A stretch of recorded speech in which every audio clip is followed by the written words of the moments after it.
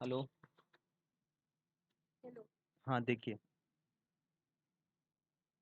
इसमें जो आपका पहला क्वेश्चन था ना, इसमें देखिए आपने क्या लिखा है। हाँ। सबसे पहले जब आप स्टार्ट करोगे ना अपना आंसर, तो उसके पहले आपको ये लिखना है कि आपको लिखना है प्रोविजन क्या था। तो आपने प्रोविजन लिखा हुआ है, लेकिन इसमें देखिए क्या लिखना है, एज पर द सेक्शन लिखा है।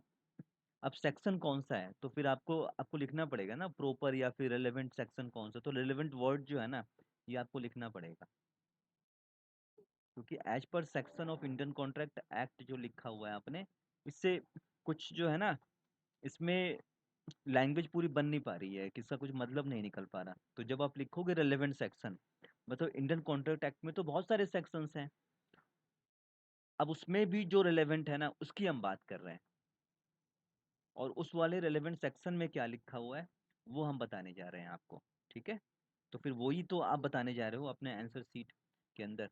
ये लिखा हुआ है, a minor can act as an, ठीक है, agent, but he will not be liable to his principal for his act. ये आपने सही लिखा हुआ है।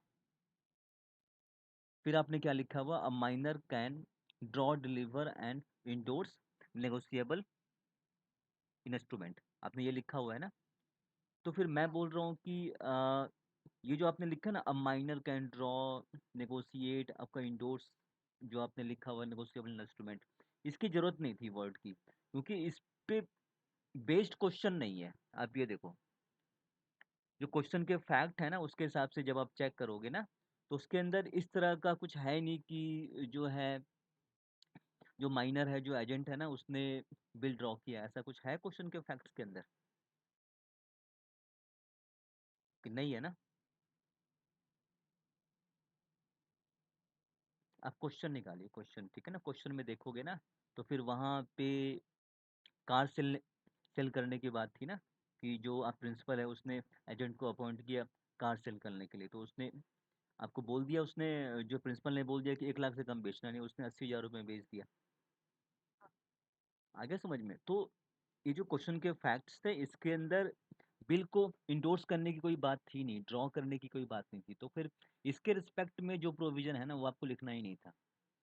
जब इसका आंसर चेक करोगे ना, आंसर, तो जब इसका आंसर चेक करो, इसमें क्या लिखा हुआ है, अ माइनर इज, ठीक है, डिस्क्वालिफाइड फ्रॉम कॉन्ट्रैक्टिंग, ठीक है। तो जो माइनर है वो कॉन्ट्रैक्ट नहीं कर सकता, वो डिस्क्वालीफाई है। और फिर आगे क्या लिखा हुआ, और कॉन्ट्रैक्ट विथ माइनर जो क्या होगा, वॉइड ऐप इनिशियो होगा, मतलब स्टार्टिंग से ही वॉइड होगा। बट इसमें आगे क्या लिखा हुआ है, माइनर कैन एक्ट एज, हाँ, agent, but he will not be liable to his principal for his act. Agent हो सकता है, लेकिन वो अपने प्रिंसिपल के लिए किसी एक्ट के लाइबल नहीं होगा। अपना कोई भी एक्ट करेगा, ठीक है, ऐसा हो सकता है कि वो कुछ एक्ट जो है गलत कर दे, लेकिन प्रिंसिपल जो है उसको बोल नहीं सकता कि हाँ आपने कोई गलत एक्ट किया हुआ है। तो लॉस प्रिंसिपल को होगा, ठीक है ना। वो जो प्रिंसिपल है, लॉस रिकवर नहीं कर सकता इससे, एजेंट से। ये लिखा, बस इतना ही लिखा हुआ है। तो आप जब सेक्शन 11 पढ़ोगे आप इंडियन कॉन्ट्रैक्ट का, आपके कॉन्ट्रैक्ट एक्ट का, तो उसमें बहुत सारी चीज़ें लिखी हुई है, बट हमें रेलेवेंट हमें चीज़ें ही जो है ना आपको प्रोविजन के अंदर लिखना है, क्योंकि उतना ही फैक्ट्स जो थे ना आपके, वो क्वेश्चन ने पूछे हुए थे उसके हिसाब से। आ गया समझ में। तो फिर आगे, फिर जब आप जब लिख रहे थे ना प्रोविजन, फिर आपने साथ में आपने ये भी शुरू कर दिया, जो क्वेश्चन के फैक्ट्स भी जो है ना साथ में, आपने जैसे ही लिखा हुआ है ना कि इंडोर्स विल जो लिखा हुआ है, हाँ, कि वो इंडोर्स नहीं, जो है इंडोर्स कर सकता है negotiable instrument without himself being liable, आपने ये लिखा है ना। तो आगे फिर इसके बाद ही आपने शुरू कर दिया, एज पर द कंडीशन 1। मैं बोल रहा हूँ कि इसमें प्रोविजन और जो क्वेश्चन के फैक्ट्स है, ऐसा लग रहा है ना दोनों आपस में मिल गए हैं ये। तो प्रोविजन और जो क्वेश्चन के फैक्ट्स थे ना, आप इसको सेपरेट सेपरेट करने चाहिए थे इसको। आगे समझ में, हाँ, पता चलता ना उसमें ये है। आगे देखिए, ये तो आपने ठीक लिखा हुआ है, तो इसमें लिखा हुआ है मैंने, जो है ना, आगे जब आप पढ़ोगे इसके अंदर ये लिखा है कि पहले हमें जो है ना प्रोविजन वो लिखना था, उसके बाद ही जो है ना आगे आपको जो है उसको एलोबरेट करना है। और इसमें दूसरी बात ये है कि एक आपने लिखा हुआ है ना कि जो कॉन्ट्रैक्ट अगर हम करते हैं आपका माइनर के साथ, तो वो क्या बन जाएगा, वो वॉइड एब इनिशियो। तो फिर ये बात तो जो है ना, ये बात आपका प्रोविजन का पार्ट बनना चाहिए था, लेकिन ये बात आपने कहाँ लिखी है, क्वेश्चन के फैक्ट्स के अंदर लिखा हुआ है।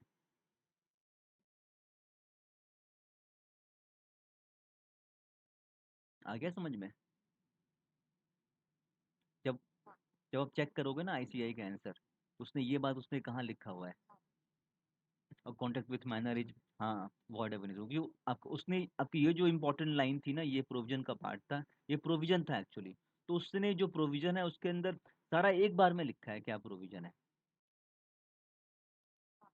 आ गया समझ में? फिर उसका जो जो है लिंकिंग तो बाद में करना ही करना है, लेकिन कोई ऐसी चीज जो प्रोविजन में है नहीं, वो आपके जो क्वेश्चन के फैक्ट जहाँ एलोबोरेट करेंगे वहां तो नहीं आ सकती ना। ठीक है, तो ये चीज है। तो ये आपका ठीक था। तो ये मैंने 3 नंबर्स में दे दिए हैं। अब आगे देखिए आगे क्या है। तो आगे क्या है ना, आगे जो सेकंड वाले क्वेश्चन जो है, आप ये देखो कि आपने जो प्रोविजन था आपने बात ही नहीं की है उसके बारे में। सेकंड क्वेश्चन की बात कर रहा हूँ, इसमें है ना आपका प्राइवेट कंपनी का डेफिनेशन बताइए। और फिर था ना इसमें कि पब्लिक कंपनी थी, उसको प्राइवेट कंपनी में कन्वर्ट कर रहे थे। ठीक है,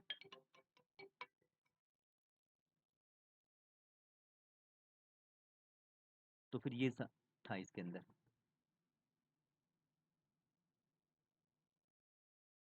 अब आप देखिए, तो इसके अंदर आपने आपने जो है ना सिंपली आपने क्या किया,